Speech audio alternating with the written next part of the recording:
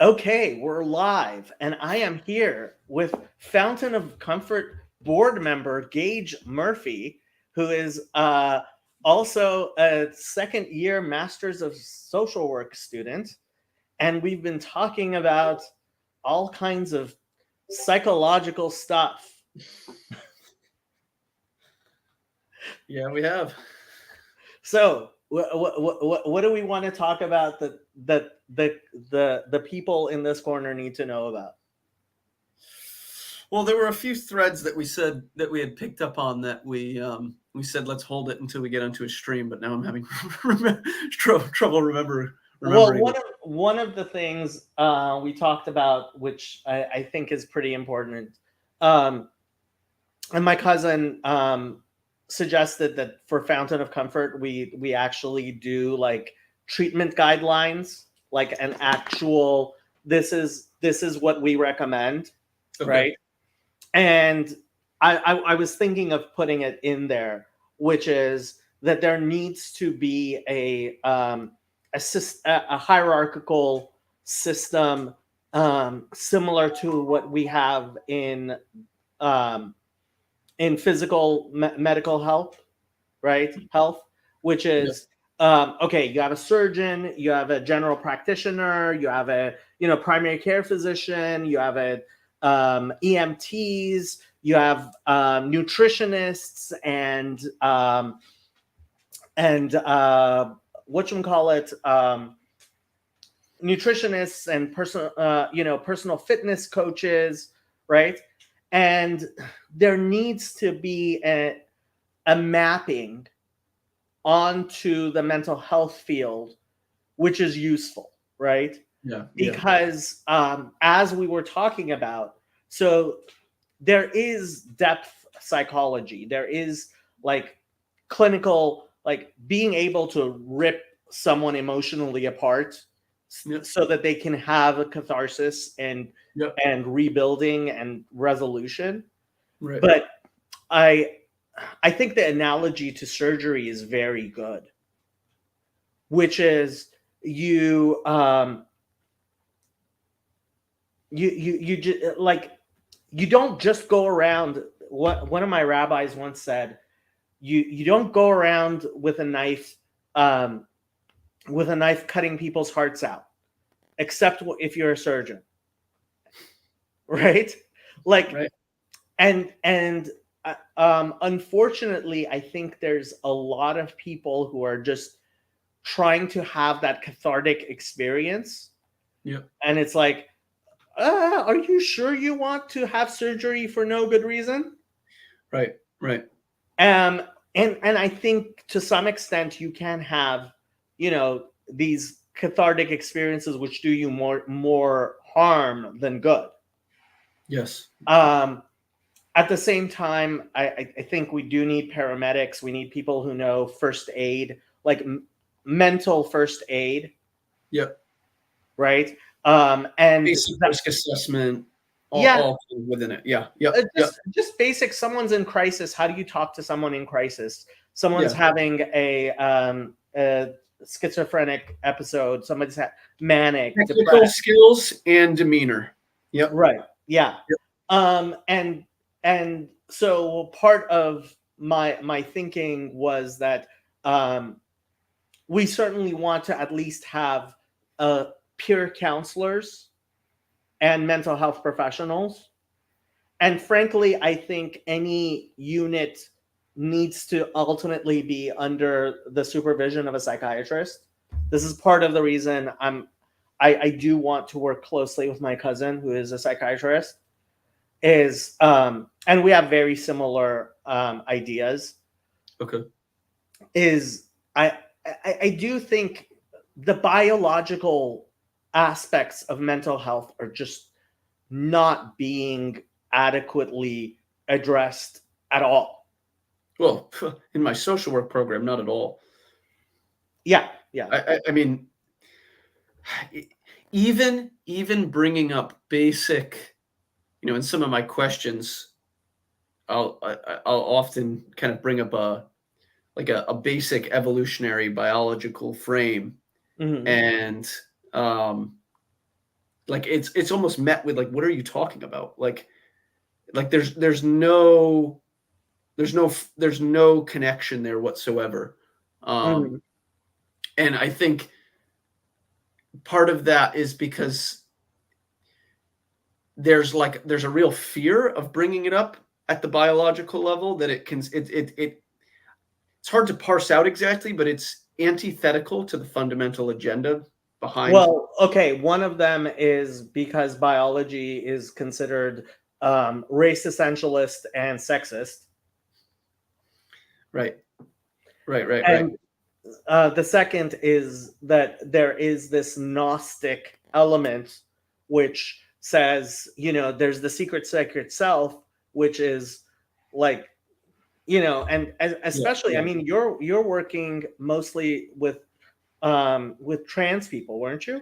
I was at my last placement. Yeah. Yeah, Mm. which I mean, that Gnostic element has become kind of a so have you heard of Brianna Wu? Yes, I think so. So she was when you were like a teenager, she was very involved in Gamergate. That's right. Let me look up. And yeah, she recently has been well, she recently came out Oh as trans. yeah, that's right. Yeah, she recently came out as trans. I highly recommend watching the video where she describes her experience as a Mm. as a child. Um, and she recently broke with the mainstream trans narrative. I don't know. So you guys were using WPath 8. Yeah. Have you read WPath 7? No. So when I went looking for WPath, I first found WPath 7 and I started reading it. And it was like, oh, this is like, this makes sense. Right. What like this is saying stuff that the current regime would lose their mind. Yeah. And then I realized, oh, this is double, and I went to look at the year, right? And it's like, oh, this is not the current version. And I went and looked up WPath 8. Mm-mm. Completely different. It between WPath 7 and WPath 8, they switched from being trans is a Mental disorder. it first of all is a mental disorder. It has physiological reasons for it, and you're going from one gender to the other Yeah. to, oh, this is like, there is no connection um, between gender expression and sex, and gender expression can be anything, and so it's that, like, it's night and day in some aspects, right? Right. Right. And frankly, I think if we could go back to WPath 7, we might actually be Fountain of Comfort logo quarter zip when that can be easily Yeah, arranged. that's the easy part. Yeah, that's the very easy part, right? Um, so yeah, how did we get onto, with Brianna Wu? She's kind of started coming to the forefront as a trans person, um, still very involved in democratic politics, who is like, no, I'm not going along with the orthodoxy anymore. That you guys have lost your mind, and you are risking serious political, because, I mean, some of the discussions I've been having on her Twitter thread include people, people just, all of the trans people they know are people who don't want to pass. And it's like, I don't know if your experience has been this, but most of the trans people I know just want to pass. Yeah, that's the people you interact with in a day-to-day basis. Yeah, The type you're describing, I've only in like seen in online spaces, and the regular people that I interact with on a day-to-day basis is yeah. It, they just want to pass. They right, tend of to have a course. lot of social anxiety. They don't want any attention being paid to them. And they Um, especially want to figure out how to navigate a romantic relationship yeah, given their identity. Yep. yeah, That seems to be a primary concern. right.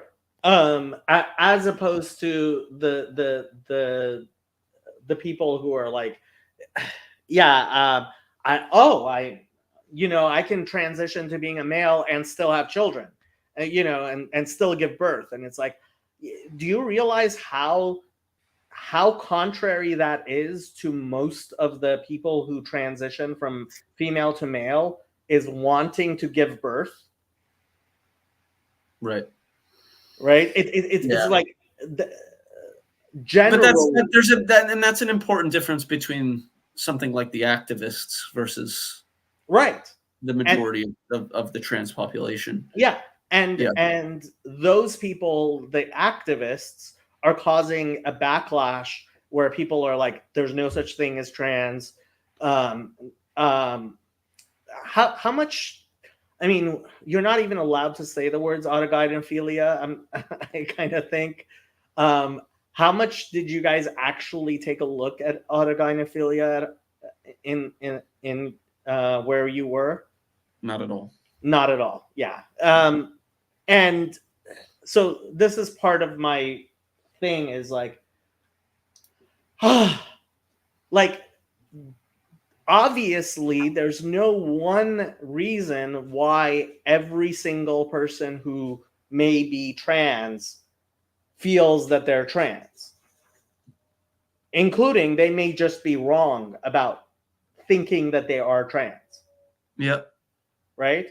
And a lot of people on the right, the political right, have caught on to this idea of autogynephilia, like Yeah. Jan God here, right? And they just think that's the only explanation. Yeah. Well, that's usually because their primary interactions with trans people are the activists, Their and only interactions and with they're trans. yeah, right. And honestly, it's the manner in which these online spaces around it just perpetuates so many problems, because it's so disconnected from what's going on the ground. But it's almost but it becomes a self-fulfilling prophecy, right? Because so a lot of trans people that I interacted with at Hartford Psychological Services, it's like they they kind of they would see that they weren't able to kind of get a voice for what they're going through in kind of like something like a average clinical setting, whatever that means. And they see all this online backlash from the conservative movement, and so then they even if they don't necessarily prescribe to it propositionally, they feel that their tribe is with the activists because it allows them to feel safe, and it provides a frame from which they feel like they can belong, even if that's not actually ideologically where they belong. I mean, you see this in all types of ideological, situations, but I think that's especially the case. And so then you get whatever these activists, they really are pushing the entirety of the community in directions simply because the trans community doesn't have a great direction. And so the activists just become the de facto head. That's at least what I noticed. Yeah. Because in the trans men and women group that I met, oftentimes they would describe this tension and they would be like, well, I don't think I really agree with that, but this person said that. And so, they kind of look to trans leaders and Yeah. No, this is a huge problem. I mean, especially in Los Angeles. oh, I can imagine. but just to clarify, I think we're all agreed as far as fountain of comfort goes. Um, if you don't have an illness, you don't need therapy. If you don't have an illness, you don't need therapy. Like you shouldn't like it. So if you're telling me that something is not an illness, and I'll believe you, right? I mean, we don't treat people against their will, certainly,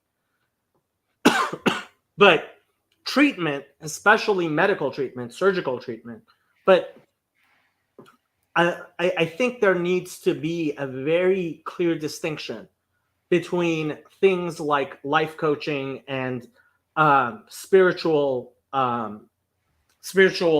counseling, and even just like grief counseling and mental health, like actual mental, and this is part of the hierarchy, right? Yep. That I keep on talking about having the distinction between, okay, does this person need a nutritionist and fitness coach, right? The equivalent of a nutritionist and fitness coach who can help you be more physically healthy than you are, Yep. right? Yep. Which in a mental health standpoint, I highly think support groups should be the first line there. Although, certainly, at least for some people, life coaching type counseling or spiritual counseling may be the way to go that way. And then there are people who actually need treatment. These people are ill. They need treatment by a professional. And that treatment needs, that intervention, psychological intervention, should not be something that is just handed out as if it's. You sometimes hear people being like, put antidepressants in the water, and it's like, no, do not do that. Same thing with actual psychological interventions. Please do not put them in the water. Do not aerosolize them. That's not how things should work.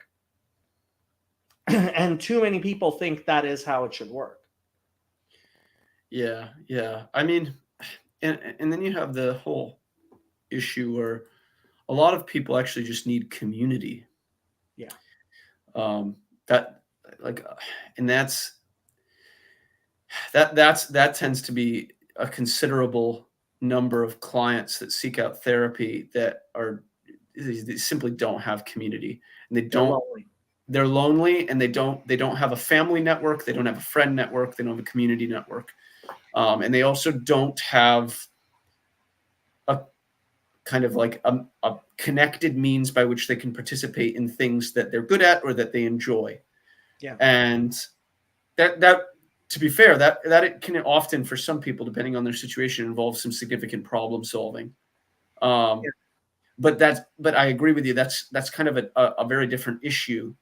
Mm-hmm. But they do it's tough though, because they do intersect, because that goes on long enough, and anxiety and depression, is knocking at the doorstep. I mean, yeah. And I think, but that partly speaks to the manner in which we fail people by not giving them what they need to address the particular issue, and then they kind of end up in a situation. It's like, oh, you need therapy. It's like, yeah, well, because the needs weren't properly addressed in the first place, and so now it's everything is being funneled into this mental health, which is kind of what you're speaking of. Yeah.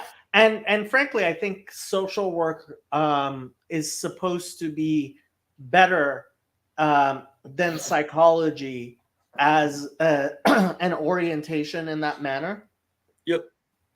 For people, yeah. But I have to say, despite the fact I think personal counseling is so much more fun than group work. Group work is a lot of work. It's very difficult. Yeah. I think it's more difficult to do it well than individual counseling. You have to manage the dynamic implicitly, which is very difficult. Yeah. And I think fewer people can do good group work. But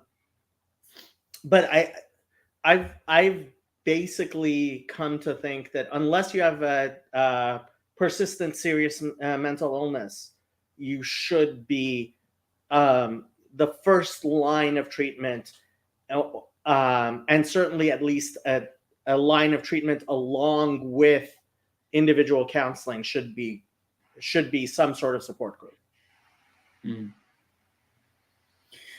I guess maybe I think, yeah, especially if it's, I've just seen so many poor support groups, but I know what you're saying. If it's run well, I think I would agree with that. Support groups need, part of the leader's job is to make it so that it isn't so mechanical, because a lot of groups are, and because the leader can't handle all of the entropy of dealing with a group, they make it very mechanical so as to make their job easier. But that's just cope for not having the skills in order to do it. And like, if that's whatever, that's what it is. But you're not going to be helping that with people. It's going to make people more cynical about the treatment process, because rather than coming for genuine human connection, which is a huge part of what's going on behind the scenes in support groups, you're actually kind of depriving them of that. I mean, it's yeah. I was I mean, when I first started doing a group, they had me start by being a second facilitator to somebody else who was doing a group, and she had a PowerPoint presentation and just read from it. That was it. Yep. And then she had an activity that was supposed to be an activity, but like, it was like, oh my God, this is not in any way like a faculty meeting. Yeah, it's not. It is not a therapeutic group at all. Yeah. But right.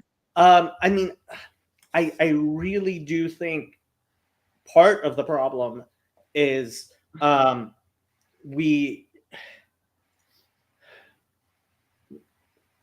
I actually had one of my professors, and this wasn't in my master's degree, but I had one of my professors say, there's no such, the only requirement for a competent therapist is that they be breathing.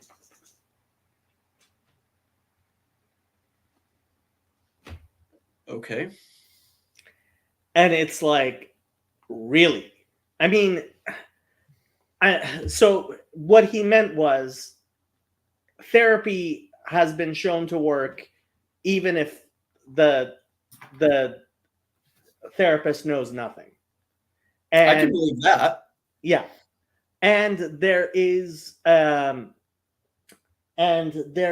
definitely a it is very difficult to measure competence in psychotherapy. I really don't think that has anything to do with it. Yeah, he says you don't give a plumber the king's therapist, and you don't give the king the plumber's therapist. I really don't think that's. So we were talking about, the difference between a crisis counselor, somebody who works at a state hospital, and somebody who's doing private practice, outpatient stuff, right? Yep. Inpatient is very different from outpatient, because by the time you're an inpatient, right, you've got serious persistent mental illness, right? Yep. And that's just so different from that average person who's like feeling depressed and decides to go see a therapist. Yeah. Yeah, I think so. From my experience,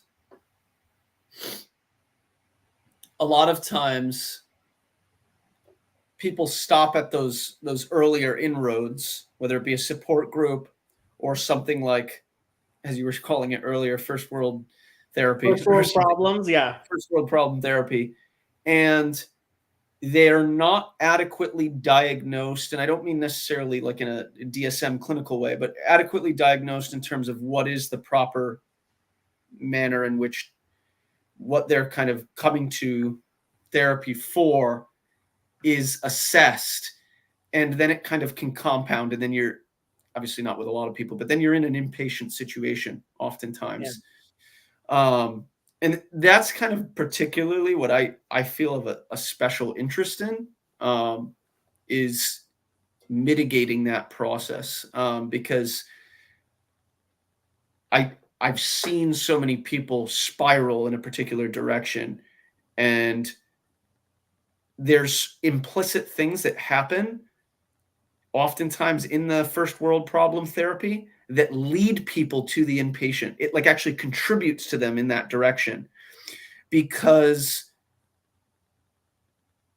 there's not this differentiation that you're talking about, and it's everybody gets grouped into one, and that there's this process in which it's all actually being funneled in that way, and people start to think about their problems in a way that makes them head towards a direction of inpatient. And you see this happen, and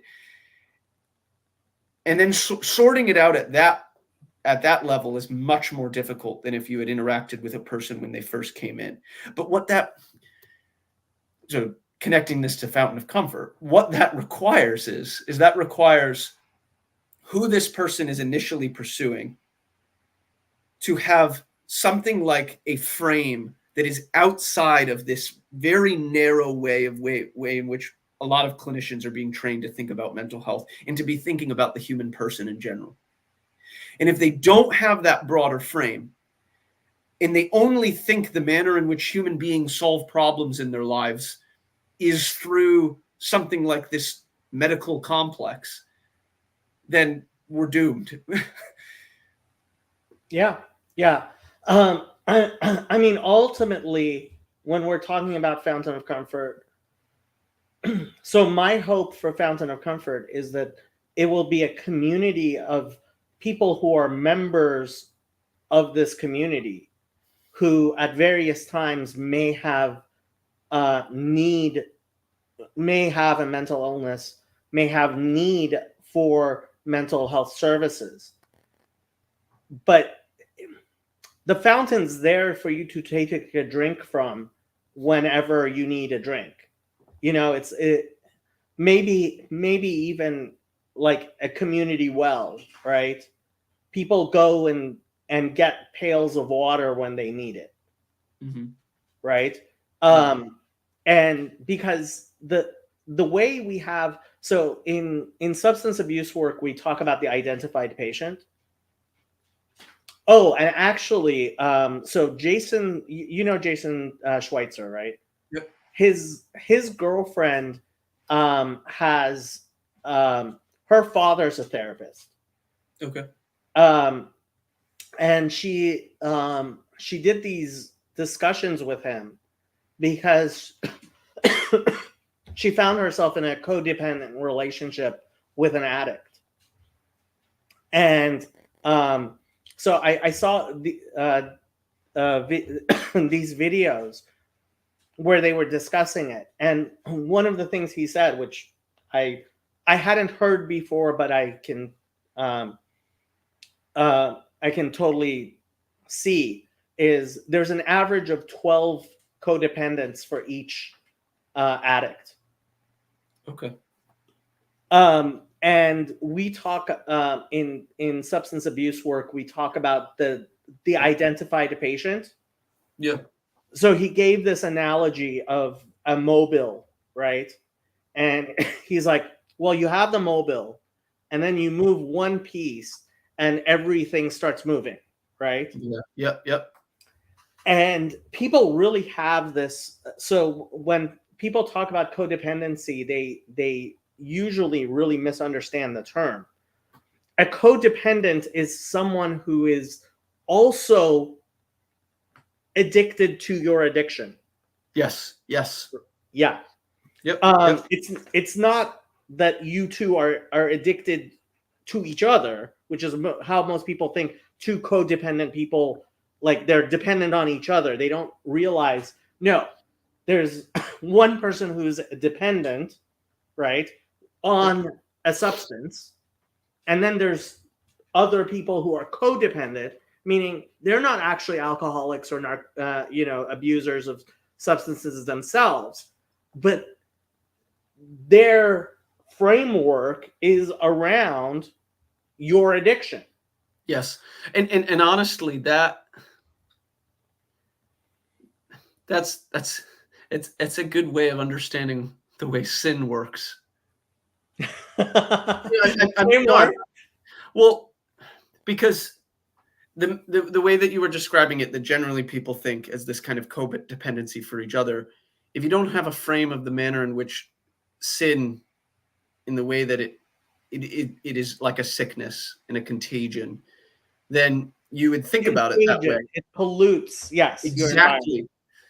But and so if you don't have that frame, then it makes sense to think about it like in terms of, because you don't understand sin as something like an ontological reality, and so it has to be kind of found within the two persons. But if you understand that sin is something that can move through, and that it is much more, it has much more of a reality than simply something like this abstract, wrong, right kind of thing, then you miss the manner in which it interacts with people and the way in which it actually spreads.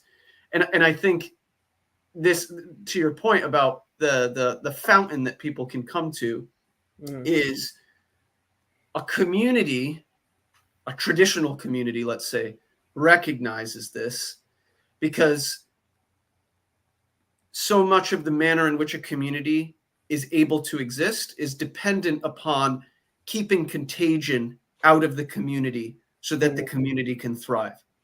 And traditional people understood that the contagion, in a symbolic manner, that it stretches everything down to the physical, or the material rather, all the way up into the spiritual, and that those intersected in ways. And so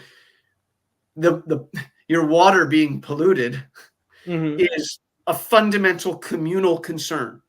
Yes. And to pinpoint it at the individual level is then a misapprehension of the way contagion works. And that's partly what I see as such an important frame when talking about what Fountain of Comfort is trying to do, paradigmatically at least.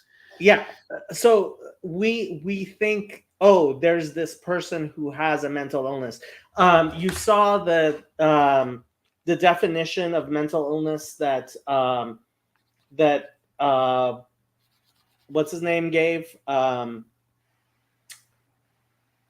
Jordan Peterson. In what? It was during his he was discussing he was on Joe Rogan, and he said, I quote, "Mental health is the harmony of your existence in relationship to the future and other people." Mental health is the harmony of your existence in relationship to the future and other people. And one of the ways I put it is sanity is not contained in your skull. Sanity is contained in your relationships with others. Yeah, it's relational fundamentally. Yeah. And you can't assess sanity without an other. Yeah. So that professor I was talking to you about, who I showed you the video of, one of his quips is, how do you know if someone is crazy? Because they make you crazy when you talk to them. Yeah. Right. And so this idea that, oh, this person has the mental illness or this person has the addiction, right? If you treat one of the codependents, if you treat the wife of an alcoholic, the alcoholic is more likely to get better. Yep. And honestly, having the wisdom to kind of see where the in a network of codependency, seeing where the best possible, I hate to word it this way, but like see where the best possible in is actually Intervention. Yeah. yeah, is actually really valuable. Yeah. Because instead of wasting time with the person that is at the end of the stack of dominoes, you can Yeah. knock over the first one. It's more complicated than that, but um, you you transform in the way that's about selecting who is going to be the person that is like the linchpin in terms of transformation. Yeah. And that requires, in some sense, also an understanding of hierarchy in terms of a family system, in terms of how each family member is dependent upon others by virtue of the way that it's a system, or whether it be a community. It doesn't have to be a family. All of that requires this frame that doesn't exist within the type of education you and I are receiving. And that's Well, largely because it doesn't, but it does. I mean, we spend so much time talking about systems and macro and micro and right, I know, but but I we don't actually we're apply. missing that. We don't actually reply. Yeah. No, I think Jasberg here is right. Um, there is no private sin. Your sin pollutes your environment. Yeah, right. Yeah, your sin really does pollute your environment. It it touches the other people you're involved in because there are no atomistic individuals. Right. Yeah, Jonathan Peugeot talks about this he's not talking about it in this particular way, but he talks about the pattern of people moving from a rural community towards a city to privatize their sin, but it doesn't actually end up working because then the city ends up it's a contagion within the city, and then the city ends up having to kind of clamp down on it, which then creates the same reaction. And so the city ends up becoming like this false paradise for you, a way for you to privatize your sin, but it ultimately doesn't work. So I guess given that, before we went on stream, you were talking about how you'd want to have Vervaeke on. Given what we were just talking about, how do you see him interacting with this at all? If that's not what you were thinking, I wanted to talk more about what you wanted to talk to him about with. I think this is what he is in fact getting at. He started with trying to psychologically treat the individual, and he started realizing it's not about the individual. Yeah, right. You can follow that. Yeah. That has been his trajectory of okay, I want to help heal people from their suffering. Oh, I can't do it by just this one person. Yep. I mean, Sandy's asking about family systems. The fact is, when you help any individual in a family system, it should make the entire family system better. I think the exception to that is part of the problem with individual therapy as we have it.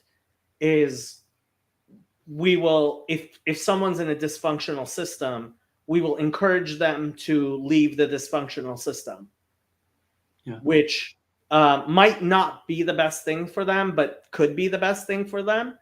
And sometimes that leaves the system even worse off than it was before. Well, that's what I was going to say. It's like, I agree with you. I think that there is a manner in which it should help the system, but it depends on how you're looking at it. If you're looking at it for something like this, just immediate chain reaction of healing in the way that you're kind of expecting, you aren't always going to see that. So like, for example, especially so let's say you have a problematic family system, and you're able And to. let's make clear, every family system has problems. Oh, of course. Yeah, nobody's perfect. Everything has problems, but like you need a system that's dysfunctional enough to end up with somebody who's like an actual alcoholic or serious Which is why you judge these things by functionality. Even though it's not a perfect way of doing it, you assess based off of functionality, because if you do it any other way, then it's too abstracted. How is it behaviorally negatively affecting you in your life and your goals and all those things? But let's say you have some inroads with the child, and the child can start working on things, because the child's relationship with the parents it's like backwards up the hierarchy. Then you oftentimes aren't going to see the parents like transform in a way you would if you had like gotten the father and done it like that. But so you could just say, well, damned be the parents, but that's actually not the case, because the child is still implicitly working within the parents in ways that are hard to explicate, and that's really, really important. And a lot of healing there's can a be done in limit that way. to how healthy a child can be with dysfunctional parents. Yeah. Yep. And yeah, rightly so. You have to have a certain level of,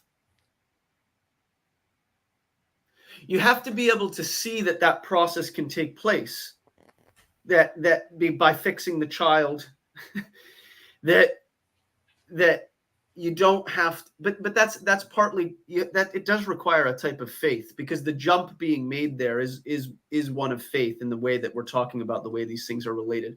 Because similarly to the way people often miss that implicit way in which sin is a contagion, that actually requires a type of faith as well. And so therefore also it requires a type of faith for the opposite process of healing to occur, because of the way in which these things are interrelated. Yeah. But yeah, I mean, so I guess I'm gonna have to go in like 15, 20 minutes. Was there other things that we wanted to touch upon in terms of, I mean, I don't remember. We talked about so many different things before we jumped on. But we did. I mean, frankly, when it comes to Fountain of Comfort, I think an important component for me is the economics, right? Right now, the economic system that we have is somebody gets diagnosed with a mental illness, their insurance or they pay for therapy for their mental illness. And that's supposed to fix it. And that creates really horrible incentive structures. Yep. Whereas if you consider it to be kind of like sanitation, right? You want public garbage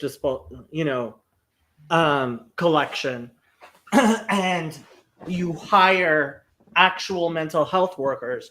And this goes so much against most of the American ethos, which is, especially, you can't do this. Like, if I were to suggest that the city of Los Angeles just hire social workers, well, we actually do that here in Los Angeles. We have government social workers whose job it is to like improve the mental health of the community, and it's a joke, I have to say. Connecticut has something similar. Yeah, it's what you really need to have is communities, and frankly, I would say religious communities, need to recognize, we have mental health needs in our community, and frankly, have it hopefully be pastor guided and community funded. So here's a question I have for you that might get into the weeds a little bit. But why? So from my experience, there seems to be within different religious communities a wide variety of responses to what the proper involvement is. Yeah, that was a good comment from Joseph. Yeah. I agree with that.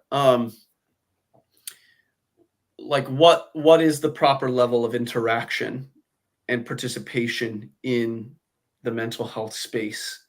It's something that I see that a lot of people within religious communities seem to have very strong opinions about. Mm-hmm. And the people that I've dialogued with it about it generally hasn't gone too well. and I'm not even trying to even have an agenda. I'm more just trying to like kind of figure out what the bridge is Mm-hmm. that I can kind of properly. But I haven't been able to kind of figure out. There seems to be, and I see this even in this Jordan Peterson sphere, is I see that a lot of the disagreements people have are disagreements that have to do with what is the linguistic frame by which we're talking about a problem in. And that like that boils down to so many of the problems that it's like almost wild to me.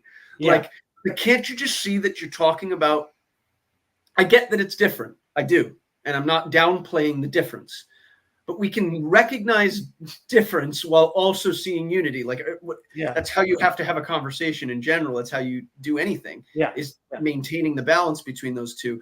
But everyone wants their linguistic frame, and I think that speaks to what you were saying before we got on stream. Why you see the manner in which the Jordan Peterson sphere is breaking it into its different enclaves, because it's like, no, my language is the language. And Okay. Yeah. do you understand what I'm saying? I totally understand what you're saying. Just to read, Yosef is the president of the board of directors. He says, we know from systems theory that if you optimize for one component of the system, you degrade the performance of the system as a whole. This is a fundamental trade-off we need to remember regarding therapy and health of individuals as opposed to health of systems. And ultimately, I think we need to be working first and foremost for the health of the system, not the health of any one individual. We are not atomistic individuals. As to what you're talking about, your symbolic framework, your what Jung would call theology, your hierarchy of values and priorities, ultimately instantiates itself. And I mean, this is like ideal and hypostasis, right? There's the hypostatic union, right, of how your Someone clip that. No. how you're conceiving of what this is and how it instantiates itself and how it interacts with its environment, certainly how it interacts with you, right? This is a pen, this is a pointer, right? If I look at this and I see pointer as opposed to pen, I am going to hold it differently. And so structural functional relationship. Yes. And ultimately, I think while I hope, at least through Vervaeke's project of this Silk Road, we we might be able to continue our dialogue. I think Fountain of Comfort, at least because of the interactions between Eastern Orthodox Christianity and Orthodox Judaism, will be able to maintain the relationship that we have. Father Stephen has been more supportive of this project than I ever expected. So you consider those tweets you were showing me a fluke, hopefully. Well, I know for a fact at least half of those likes came from Eastern Orthodox Christians. Well, there you go. The relationship that we as an Orthodox Jewish community have been able to build with the Eastern Orthodox community has been a much closer relationship. Although I have to say the relationship with the Catholic community is actually pretty strong because of the work of Father Eric, right? And maybe the thing is, I mean, Father Eric has his own thing going more, and Catholic Charities is its own thing, etc. I don't know, but the interface with the Protestant world is breaking down. I see that, and ultimately, I think it's going to have to, because the Protestants have enough problems interfacing with themselves, with each other, that I don't see how they interface with Catholicism. Look, if they can't deal with Father Eric well, which I don't think TLC has done even a semi-adequate job of interacting, and you see it, I mean, in the political sphere between the Protestants, Christian nationalists, and the Catholic integralists. They can't even talk to each other, right? And because the political, and let's face it, ultimately the political affects, like, yes, the political is now, the religious is always. We live in the now. We don't live in the always, right? And right now, what the situation is because we can't have these discussions as fruitfully and as productively and as practically and functionally as we need to. Yeah, I do see TLC falling apart, and I do see ultimately, from everything I've been able to see, Fountain of Comfort, I'm not even sure will be able to interface well with the Catholic part, although it has to some extent. I don't see Protestants really getting on board with this, partially because so many Protestants don't believe mental illness exists. Like, there is a serious and important contingent of the Reformed polity who don't believe there is such a thing as mental illness. Mm. Yeah. I mean, in some sense, they're in the breakdown. I saw you posted something the other day. The protest eventually has to end. Yeah. And I responded to you, and I commented that I think if there's ever been a time, the time is now. We'll see. But I guess what I'm interested in is what is the disconnect? What is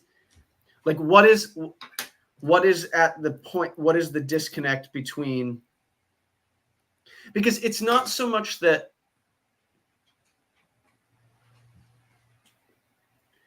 they're not going to see that, like, the whole issue of them seeing whether or not mental health is a thing.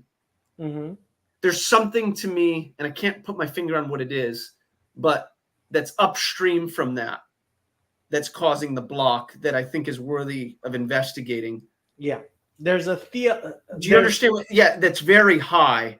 It Exactly. is. It's theological, and It's theological, but part of the problem is that Protestants don't have a unified theology. right. Right? Is is Gage Catholic? I don't know. Gage, are you Catholic? No. Are you turning Eastern Orthodox? A lot of people tend to think so. A lot of people.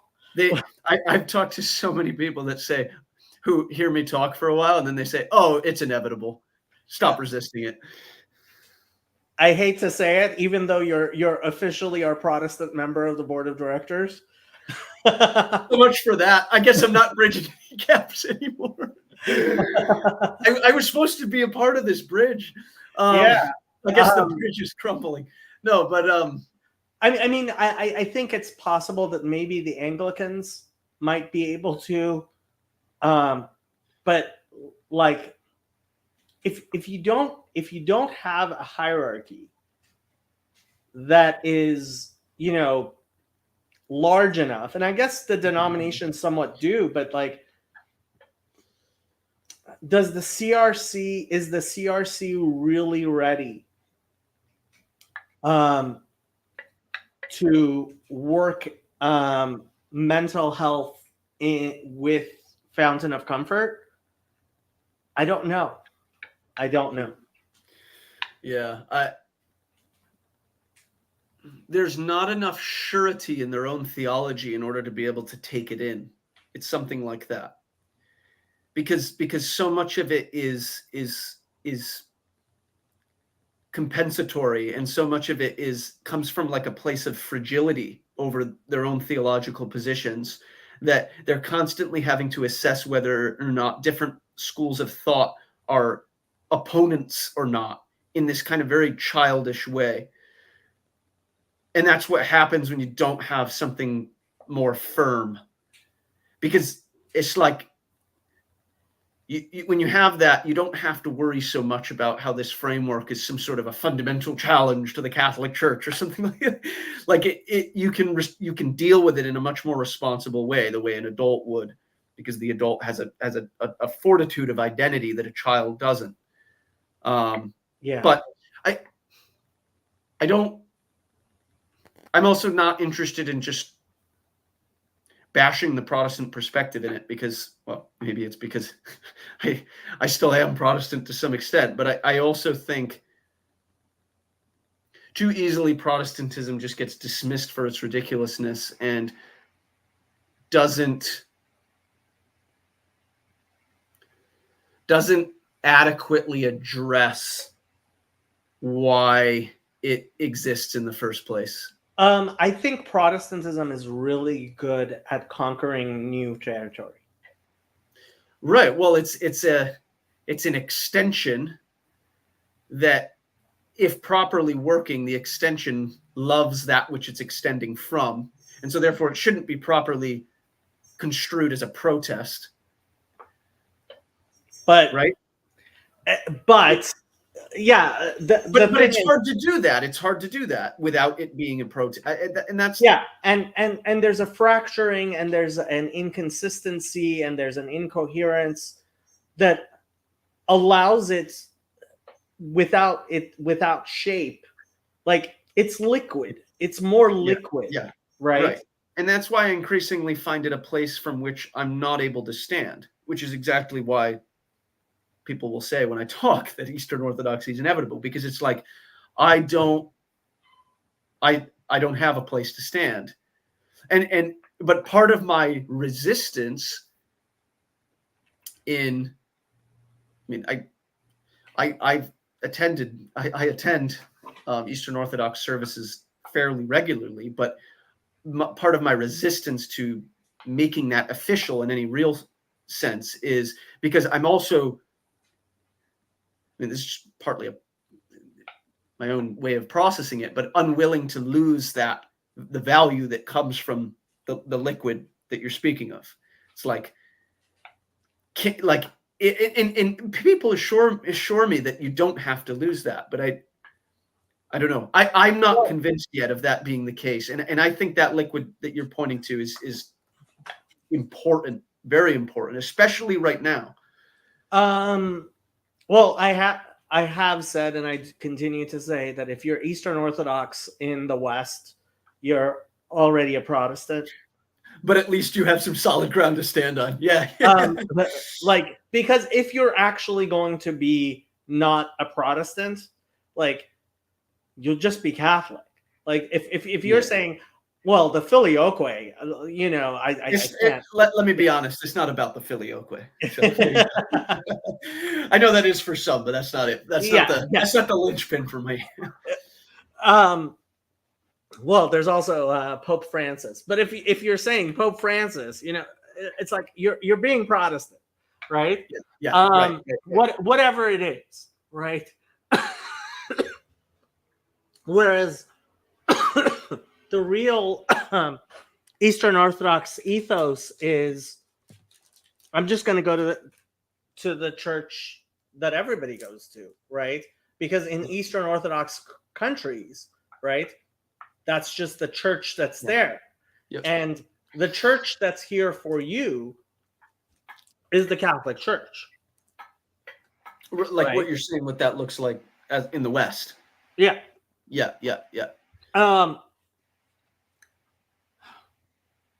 I mean, I'm glad I'm not in your position.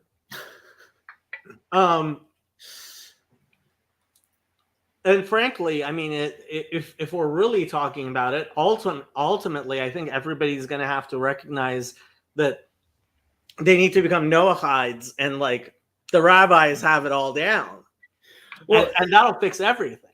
You remind me, going to your commentary on Matthew's video, the way you just said that, I'm glad I'm not in your shoes, reminds me of the way in which he was talking about how he's glad he's not in your shoes. But we're talking about it in the opposite ways. Yeah. He's not my problem, and you're saying this isn't, and that's fair, honestly. Both of the two are not each other's problem. Ultimately, so it's funny. There are people who go to Eastern Orthodox churches because they are Noahides who believe that they should follow the guidance of Orthodox Jewish rabbis, which is not how an Eastern Orthodox priest would like their congregants to be, right? That's not like, these people believe that I am a priest of God, and because I am a priest of God, they're going to an Eastern Orthodox church, right? Yeah. And some of that thinking is even just speaks to how foreign traditional ways of like my Protestant brain is just like short-circuiting at that. I mean, but Garth, the ultimate Protestant move. Well, fair enough, but Garth brings up something interesting that factors into my thinking too. He said the church that everyone goes to category can definitely fit for Protestant churches in America, and that's also part of it for me. There's something, Protestantism is that which brought me, it's my forefathers in some real sense. And so I believe in the value of not just cutting from your forefathers when you just, do you understand what I'm saying? There's a particular plot line that's being played out that I wonder if I'm best to be a part of rather than to just leave it. Do you understand? Like, I mean, these are questions I don't have the answer to. These are things I'm trying to figure out. But I mean, and ultimately, you're going to have to make that decision. But I don't think so. There's a lot of people who think that if you, as a Protestant, go back to, for example, a Catholic church, you are turning your back on the Reformation, which, if you know what the Catholic Church was like before the Reformation, it's like, no, this is not the Catholic Church pre-Reformation that you're going back to. Yeah, right. You are going to a Reformed Catholic Church. Correct. Right. Yeah. Yeah. No, I mean, these Catholic churches have Bible studies, for God's sake. yeah. I mean, maybe I'm gonna, maybe it'll happen, and I'll be like, "What's the difference?" Have you actually been to a Catholic church? Once. Mm. Yeah, I mean, my family's. I'm Irish, but I don't know that side of my family very well. You're Irish, yeah. My dad's from England, but he is Irish because his parents moved from Ireland to England when before he was born. But my mom's side are Mayflower English. So they were Protestants through and through. They're the important ones, I see. Yeah, and I'm New England to the bones, and so there's a real Puritan thread there, and there's some interesting things. I have some. You must have some Unitarians in your blood. Maybe. I have some significant Native American blood as well. Really? From my grandmother's side, yeah. You can't really see it too much in my facial structure, but in my grandmother's facial structure, it's much more apparent. I would actually investigate that because you want to maintain registration if you can. I think it's a 16th that I have, Algonquin. Yeah, some it depends on the tribe, but some tribes will allow you to register up to 1/16. Some will allow you to register at anything. Yeah, I should look into that. My grandmother was she she couldn't walk when she was a child, and her mother kind of, because her mother's father was Algonquin. And she used a lot of Native American remedies to supposedly heal my grandmother, and she was able to walk. So that's just a significant kind of story within my family that is also worthy of considering. It's very important to me that I balance between extending my family identity while also continuing it. Do you know what I mean? I think that's the manner in which you move forward in the world. We don't want to recreate the wheel.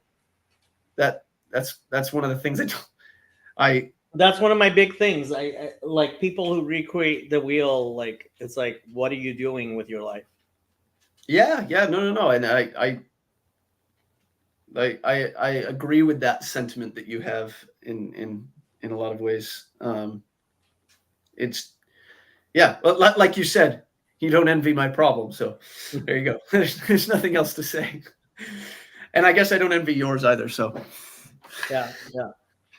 Well, you have to go. Yeah. Was there anything you wanted to talk about before you went? I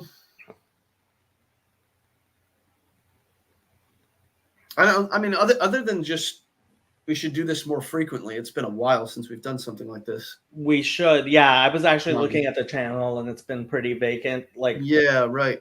Yeah. So let's definitely make a concerted effort to do that, and then let me know.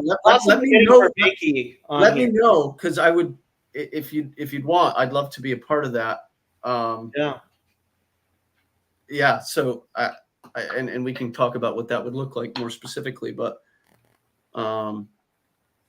yeah, if it works out, it works out. Because I know there was at one point you had wanted him on, maybe for different reasons, but yeah, Yeah. yeah, okay, cool. But yeah, no, I mean, good luck in your program, and we'll talk soon. Good luck with yours. Fountain of Comfort is still going.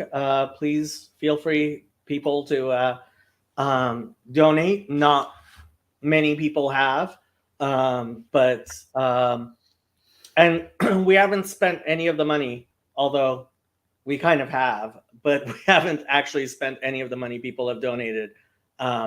We like so far, all of the costs I've just been covering by myself, and eventually I will ask for those to be reimbursed, but probably once people see some value out of this.